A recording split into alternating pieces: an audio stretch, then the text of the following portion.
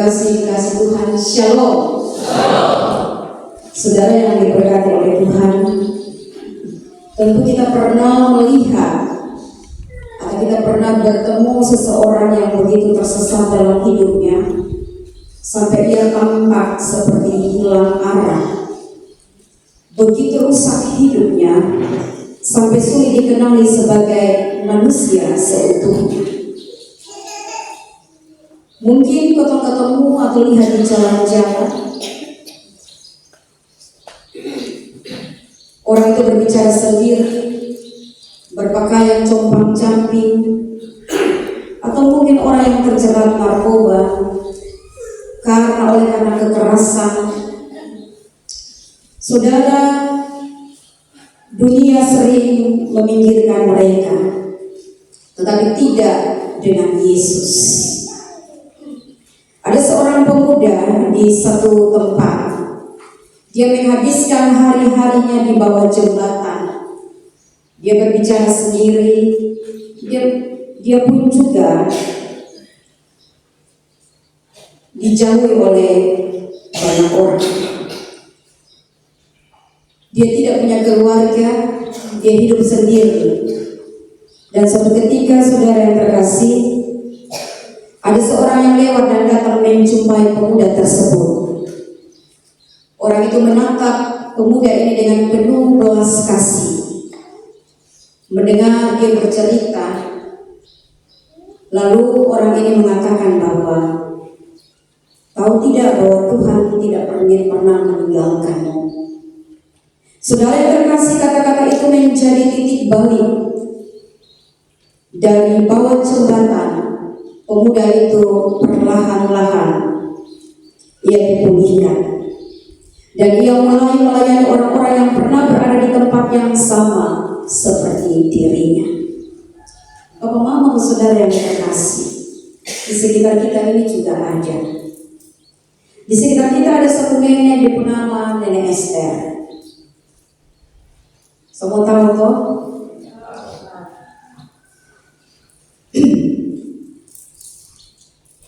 Tahu Nenek Esther hidup, dan Nenek Esther ada di kota lingkungan ini meresahkan. Kenapa saya bilang meresahkan? Karena seperti yang tadi saya sampaikan, contoh pemuda yang cuma cantik, kotor, dia ada di mana ya? Pasti dia makan di situ, dia kencing berak di situ. Itu juga yang dialami di sekitar sini, bahkan di lingkungan gereja. Akhir-akhir ini Nenek Esther dia selalu ada di gereja, tetapi itu sangat meresahkan. Meresahkan bagi kami yang ada di pastori, meresahkan kami yang ada di lingkungan gereja ini. Bapak, mama, saudara yang terkasih, saudara tahu mau tolong dia dengan cara apa lagi? Dikasih makan, dari gereja dia memberikan pelayanan diakonia, dikasih mandi, tetapi tetap juga nanti dia akan tidur di atas tembok. Saudara-saudara yang terkasih, namun walaupun meresahkan, tetapi nurani ini terus mengusik berbelas kasih. Dalam nurani ini ada berbelas kasih, tetapi juga versus keengganan karena berbagai pertimbangan. Secara manusia, ketong jijik, koster angkat tangan, karena Nenek Esther selalu ada di teras kantor situ. Dan pasti koster dan dia punya istri akan bersih-bersih Nenek Esther punya kotoran. Mau cincin, mau muntah, mau buang air besar.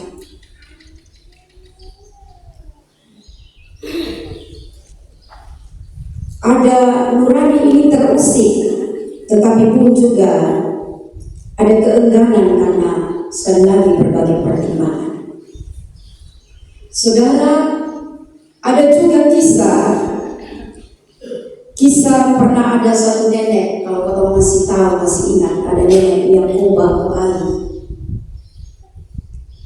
itu juga pernah kita gereja yang mengurusnya, pernah menjadi bagian perkumpulan gereja yang mengusik nurani kita. Dan ternyata saudara, mereka itu hanya butuh sentuhan kasih.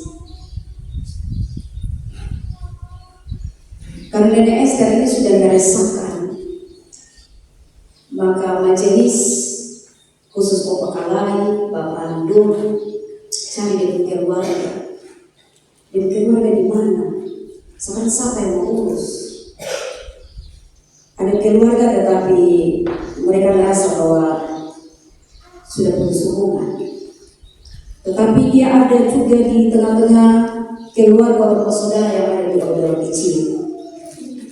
Mereka ada siapkan rumah di sana, dan majelis pergi hubungi dan mereka bilang, "Bapak dia datang sini saja, karena memang di rumah ada. Kalau sudah buat kasihnya, dia tukang jalan. Tetapi akhir-akhir ini dia tidak bisa jalan lagi, dia sudah jalan sok-sokan saja. Dia tidak mampu berjalan lagi. Jadi kemarin kami majelis angkat dia dan bawa ke pojok kecil. Tetapi bukan berarti bahwa beban itu selesai. Kita harus masih bersama-sama dengan saudara yang ada di pojok kecil untuk memperhatikan Nenek Esther. Mereka ada dalam kebersamaan di sana, tetapi gereja tidak menutup mata untuk bagaimana dia punya kehidupan dan makan minum setiap hari. Saya sudah bilang kepada majelis harian yang lain, sebentar kita akan rapat untuk bagaimana caranya dia punya kehidupan makan minum setiap hari di UPBOSA. Dan saudara yang terkasih, kisah perjumpaan Yesus dengan seorang yang kerasukan di Gerasa ini merupakan kisah yang mengguncang batas sosial, yang mengguncang batas spiritual, dan yang mengguncang batas emosional. Ini bukan hanya kisah tentang pengusiran roh jahat, namun ini adalah tindakan pemulihan. Ini adalah tindakan pengutusan dan kemenangan kasih Allah atas kuasa jahat. Perjumpaan di pekuburan memberikan sinyal bahwa Yesus mencari yang tersisih. Saudara yang terkasih, orang yang kerasukan roh jahat itu hidup terbuang, telanjang, tinggal di pekuburan, dia dirantai dan diasingkan oleh masyarakat. Saudara yang terkasih, dalam budaya Yahudi maupun non-Yahudi, kuburan itu adalah lambang ketidaklayakan. Tetapi saudara yang terkasih, Tuhan Yesus tidak menghindar. Tuhan Yesus malah menyeberangi danau untuk mau bertemu hanya dengan satu jiwa yang sebenarnya tidak patut untuk diperhatikan lagi.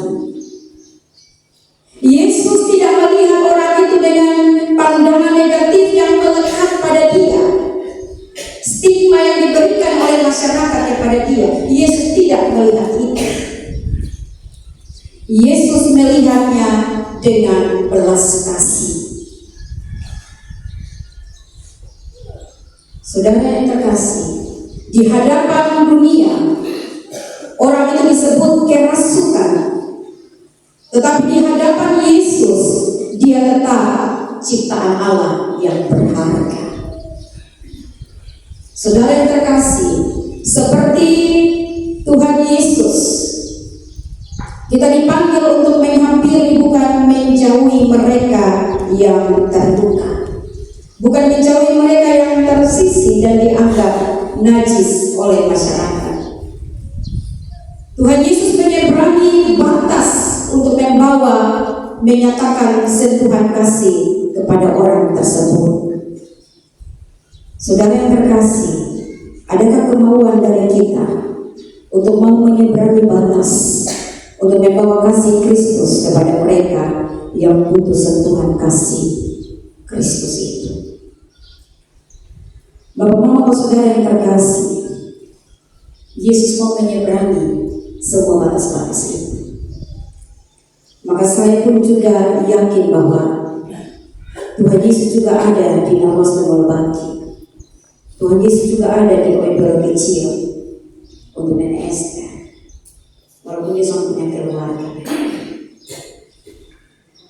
Saudara yang terkasih, yang kedua, kuasa yang menundukkan, yaitu Yesus dan roh jahat. Ada kuasa Yesus yang menundukkan roh jahat. Dibernama Legion.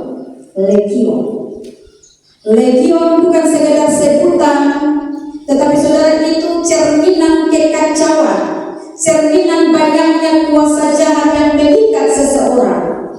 Tetapi saudara begitu berhadapan dengan Yesus, setan-setan itu hanya bisa memohon. Bapak Mama kekasih Tuhan, ini adalah kontras antara kuasa gelap dan kuasa terang yang maha tinggi. Yesus menunjukkan bahwa tidak ada kekuatan jahat yang bisa berdiri di hadapannya, yang bisa berdiri di hadapan kuasa otoritasnya, betapapun rumitnya dan banyaknya kuasa jahat itu. Yesus menunjukkan itu, Yesus membuktikan. Legion artinya banyaknya kuasa roh jahat itu. Tetapi Yesus membuktikan bahwa tidak ada siapapun roh yang mau rumit atau banyak tidak bisa berdiri di hadapan kuasa Yesus. Ada amin. Saudara, kuasa Yesus adalah kuasa yang absolut, kuasa yang tidak terbatas, kuasa ilahi dan kuasanya final. Tuhan Yesus dia bukan hanya menang atas dosa, tetapi dia juga menang atas kekuatan roh-roh jahat. Tuhan Yesus juga menang atas struktur sosial yang menindas. Kuasa Tuhan Yesus itu ibarat seperti lampu yang otomatis. Kalau lampu dinyalakan otomatis gelap itu sirna, gelap itu tidak ada lagi. Maka saudara, hadirat Kristus itu mengusir kegelapan dalam hidup manusia. Kalau ada yang dikekang oleh kuasa jahat, percayalah kepada kuasa Kristus. Karena yang banyak sekalipun juga ini, yang bagi manusia itu rumit, tetapi tidak di hadapan Yesus. Yang ketiga, ada reaksi yang kontras juga, bahwa ada yang ditolak dan dipanggil. Saudara yang terkasih, ironisnya ketika penduduk Gerasa melihat orang yang kerasukan itu sudah waras, sudah berpakaian rapi, dan dia duduk di kaki Yesus, mereka malah takut dan menyuruh Yesus untuk pergi. Kenapa? Kira-kira kenapa Bapak Mama? Apa karena takut itu orang yang sudah sembuh? Dong takut sekaligus dong marah, karena Tuhan Yesus kasih mati dan bagi-bagi begitu banyak. Itu dong usaha. Siapa yang biar babi di sini? Kebanyakan kita biar babi tuh. Kalau di mana-mana kita akhirnya waktu babi, ada yang baru pulang suruh baru kesenangan babi, pasti sudah teriak. Mau jalan pergi kampung, pilih tetangga bilang, kalau di kampung ada seperti ini, tolong ya, kalau titip memang ini makanan babi loh. Kalau kasih makan waktu babi. Orang Yahudi marah dengan Yesus karena itu babi ada berapa banyak? 2.000. Semua jatuh mati di lereng gunung sana. Mereka rugi. Mereka bukan senang karena satu jiwa sudah diselamatkan, tetapi mereka lebih berpikir pada 2.000 babi itu. Ini kalau Yesus ada terus di sini kamu usah mati. Jadi dia berangkat cepat sudah. Pasti kau tuh senang lihat kalau misalnya Nenek Esther sembuh misalnya, atau siapa yang di sekitar kita. Yesus lebih peduli pada satu jiwa ini daripada itu 2.000 babi. Tetapi orang-orang Gerasa merasa bahwa itu sebuah kerugian ekonomi yang sangat besar. Dan justru itulah yang membuat orang-orang Gerasa takut dan marah. Mereka meminta Yesus untuk segera keluar dari punya tempat. Walau memang ada satu orang yang dipulihkan, tetapi mereka lebih peduli pada babi. Mereka lebih peduli pada bisnis. Mereka lebih peduli pada rasa aman. Mereka lebih peduli pada sistem mereka yang lama. Dan keselamatan manusia dianggap itu mengganggu ketertiban dan keuntungan mereka. Saudara yang terkasih, bukankah kita juga sering demikian?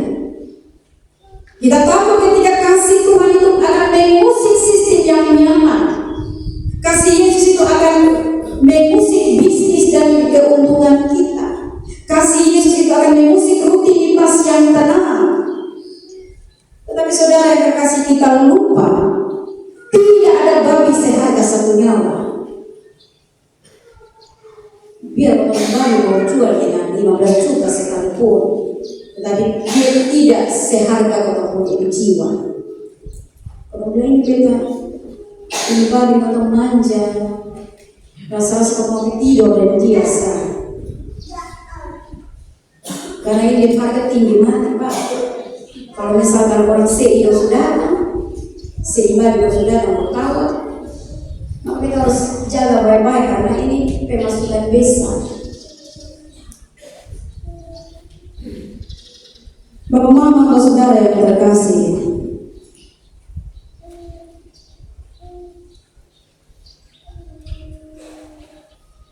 sementara itu orang yang disembuhkan, dia yang disembuhkan itu, dia justru ingin ikut Tuhan Yesus. Tetapi Yesus berkata, pulanglah ke rumahmu dan ceritakanlah segala sesuatu yang telah diperbuat Allah atasmu. Ini yang kontrasnya di sini, ada reaksi kontras. Ditolak, tetapi ada yang dipanggil. Siapa yang dipanggil? Orang yang sudah disembuhkan ini. Dia dipanggil oleh Yesus. Khusus sembuh, dia mau ikut Yesus. Yesus bilang, pulanglah ke rumah dan ceritakanlah itu kepada orang-orang di rumahmu, dan pasti cerita akan tersebar. Yang keempat, dipulihkan untuk diutus dari kuburan ke kota. Perjalanan rohani orang ini tidak berhenti di titik kesembuhan, saudara. Dia menjadi saksi pertama Injil di wilayah non-Yahudi. Jadi saudara, untuk Injil yang masuk di Gerasa itu bukan karena murid-murid Yesus, bukan karena Petrus, tetapi karena orang ini, orang yang dikuasai oleh roh legion ini. Bukan karena murid-murid Yesus ataupun Petrus. Yang pertama kali menceritakan tentang kuasa Yesus di kota ini, di Gerasa ini, adalah dia yang sudah disentuh dan mengalami pemulihan dari Yesus. Pemulihan sejati memang bukan kita untuk menjadi pembawa Injil. Kita dipulihkan bukan hanya untuk bersyukur secara pribadi, tetapi untuk membagikan berita pemulihan itu kepada orang lain. Saudara yang terkasih, kita hidup di zaman di mana banyak orang sedang dirasuk oleh roh zaman, ambisi yang tidak terkendali. Kita juga hidup dalam roh kesetiaan. Kita hidup dalam roh luka batin. Kita hidup dalam roh keputusasaan. Gereja, saudara dan saya sebagai orang percaya, kita dipanggil bukan untuk menonton atau menghakimi, tetapi kita dipanggil untuk hadir seperti Yesus yang mencari, yang menyapa, yang mengasihi, dan yang memulihkan. Saudara yang terkasih, cara Yesus ini yang dia lakukan pakai proses.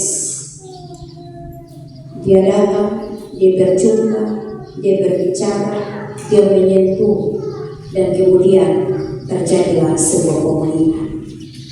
Ada proses yang Yesus lakukan.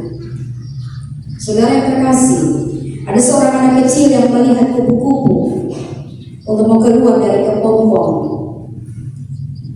Dia lihat itu proses itu dia lama. Untuk kupu dari kepompong menjadi kupu-kupu itu lama. Maka dia mencoba membantu dengan memotong sedikit kepompong itu agar lebih mudah keluar supaya kupu-kupu itu bisa langsung keluar sudah. Tetapi saudara, kupu-kupu itu akhirnya lemah dan tidak bisa terbang. Dia menjadi kupu-kupu, tetapi dia bersayap sampai kuat. Kenapa? Karena perjuangan keluar dari kepompong itu sangat penting untuk memperkuat sayapnya. Dia harus pakai proses. Nah, Bapak Mama, saudara yang terkasih, Yesus tidak pernah mengambil jalan pintas. Yesus hadir, dia menyentuh luka, dia memulihkan dengan kasih, lalu dia memutus dengan tujuan. Itulah gaya kerjanya Yesus. Dan itu juga panggilan saudara dari saya. Yesus hadir sebagai penolong, bukan Yesus hadir sebagai pemotong kepompong. Dia hadir sebagai penolong. Yesus tidak langsung menghapus semua konsekuensi sosial dari orang yang kerasukan itu. Dan Yesus juga dia tidak menghindar ketika kota mulai gempar dengan orang yang kerasukan itu. Tetapi saudara, Tuhan Yesus datang dan menghadapi roh jahat itu. Dia menyentuh manusia yang terbuang. Dia memulihkan dan juga dia memampukan untuk mengembalikan orang itu menjadi manusia seutuhnya. Bapak Mama, saudara yang diberkati Tuhan, gereja adalah saudara dan saya. Gereja tidak dipanggil untuk memotong kepompong hidup orang lain. Gereja dipanggil tidak untuk memberikan solusi yang instan. Gereja dipanggil bukan untuk menghakimi, melakukan penghakiman yang cepat-cepat. Gereja juga tidak dipanggil untuk kita memberikan rasa kasihan yang kosong. Gereja dipanggil untuk menjadi saksi kasih Kristus.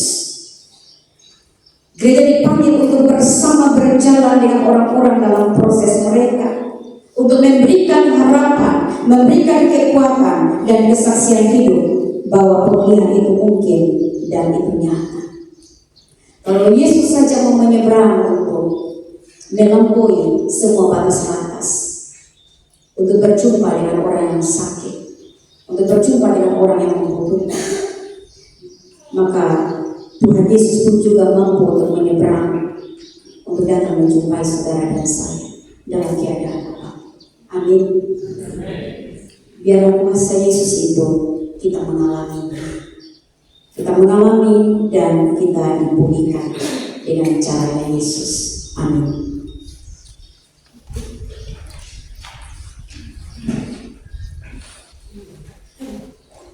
Bapak Mama kekasih Tuhan,